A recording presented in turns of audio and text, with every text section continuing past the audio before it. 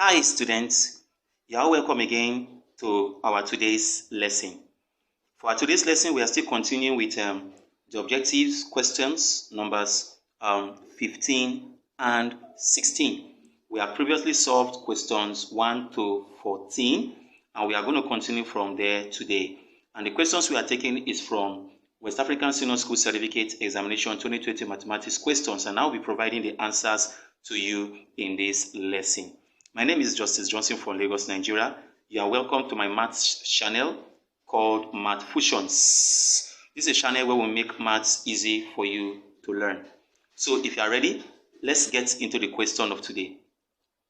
Now, the question here says, if 16x squared plus mx plus 1 is a perfect square, find the value of m.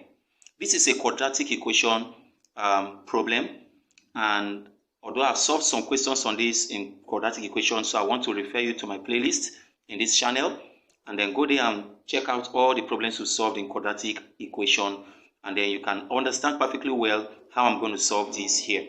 Now, when we say this quadratic equation here is a perfect square, what we actually mean is that it has equal roots. So since we are given, let's take the solution. Since we are given 16x squared plus mx plus 1, okay, now when we have a perfect square, it means that we are having what? Equal roots. That is, this quadratic equation have equal roots, and the condition for equal roots is that implies that our b squared must equals to what? 4ac. Now this is the condition for what? Equal roots. So all we have to do now is to look for the values of a, c, and b. Okay. Now if you compare this to your quadratic equation, that is the general form, which is the general form of your quadratic equation, we have our ax squared plus bx plus c equals to 0. A is the coefficient of x squared, b is the coefficient of x, and c is the constant term. Now, having said that, if you come over to this place here, you will see that our a will become 16. Then our b will become the coefficient of x, which in this case is m. Then our c will become the constant term, which is what? 1. Now, plugging these respective values into this equation here, we are going to have b squared, which is m squared, to become 4 multiplied by a. What is a? A is 16. Then multiplied by c, which is what? 1. Now, if you do this, you are going to have m squared to equals 4 times 16 will give us what? 64. 64 times 1 will still give us what? 64. Alright, so we are having m squared equals to what? 64. Now, if you want to remove this square sign, you have to take the root of both sides. And if you do so, you are going to have m, because this root will cancel the square, to give us plus or minus what? 8, because square root of 64 will give us 8. So here you have it. That is going to be the answer to this question. I believe you understood the steps that are taken here. Now let's quickly go over to the next step. And in the next question here, the question here says, take a look at this diagram. It says the sets Q and R are represented in the number lines are shown.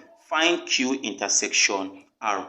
So this is a problem of, it's a set, and at the same time it's an inequality. Okay, this number line you see here and this symbol you are looking at here is talking about inequality, and this is a combined state of what? The inequality. So let me break this down and show you what this means. So for the solution, let's start out with our Q over here. Let's start out with our Q, okay? So we say in our Q, we write out what we call the range of values for Q, all right? Now, for the range of values for Q, you see this minus 2 here, you write it out as minus 2.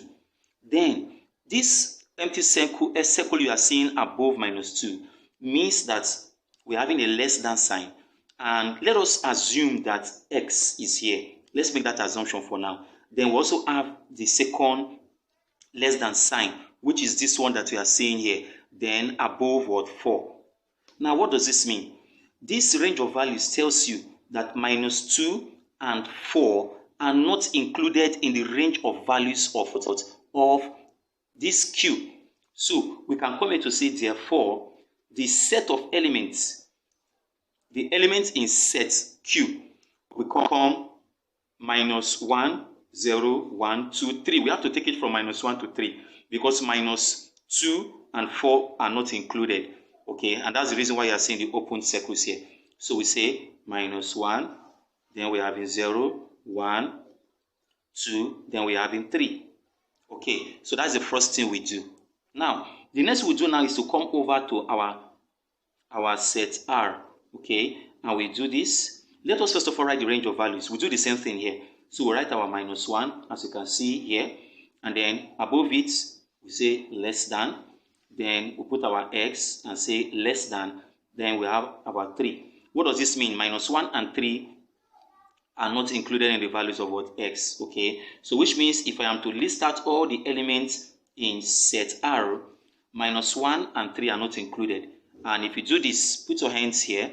All right, if you do this, you will see that you have minus 1, 0, 1, and 2. So we have minus 1, then 0, then we have in 1, and what? And 2. Because, okay, minus 1 is not supposed to be there, as you can see. So we have in 0. So we have to cancel out this minus 1.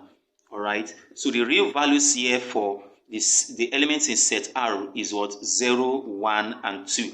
Pardon me for including this because our minus 1 is not included. So now we know the elements of Q and the elements of R.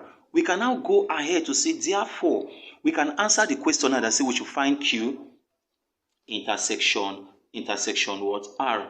Now Q intersection R means, what are the elements in Q? The elements in Q are minus 1, 0, 1, 2, and 3.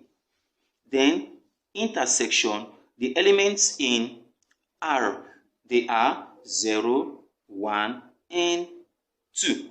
So from this place now, intersection means what is common in both sets. Now if you observe the numbers here, you will see that the number 0, 1, 2, 0, 1, 2 is common for both sets. So we are going to come in here and write our final answer here to be what? 0, 1, and 2. But that is not all. That is not all. Though this is the answer to the question. All right. But we need to write this in range of values. Okay. So if 0, 1, and 2 are the elements, you will see that the next number close to 0 is minus 1. The next number close to 2 is 3. So minus 1 and 3 are not included. So we can come to say, therefore, our Q intersection R, the range of values for it is minus 1, less than x, and less than what? Less than 3. So we can say minus 1 less than x and less than 3. And this is going to be the answer to the question. Now, I'm sure you enjoyed the lesson for today. And please stick with me in this channel as I shall be bringing you more questions from WASSCE 2020 Mathematics Examination.